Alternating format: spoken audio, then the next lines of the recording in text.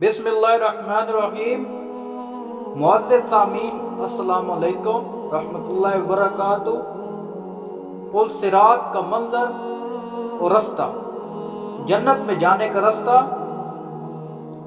نبی کریم صلی اللہ علیہ وسلم نے فرمایا، پل صراط جہنم کے بیچوں بیچ رکھا جائے گا اور میں اپنی امت کے ساتھ اس سے گزرنے والا سب سے پہلا رسول ہوں گا، اور اس روز سوائے انبیاء کے کوئی بھی بات نہیں کر سکے گا، اور انبیاء بھی یہی کہیں گے، اے اللہ مجھے محفوظ رکھیو، اے اللہ مجھے محفوظ رکھیو۔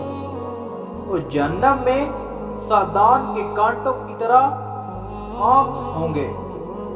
سادان کے کانٹوں کو تم نے دیکھا ہوگے؟ صحابہ رضی اللہ عنہ نے عرض کیا، ہاں۔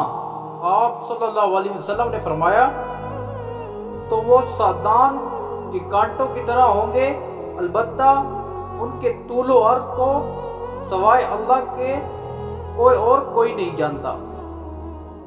یہ آنکھ لوگوں کو ان کے اعمال کے مطابق کھینچ لیں گے۔ بہت سے لوگ اپنے عمل کی وجہ سے ہلاک ہوں گے، بہت سے ٹکڑے ٹکڑے میں ہو جائیں گے، پھر ان کی نجات ہوگی۔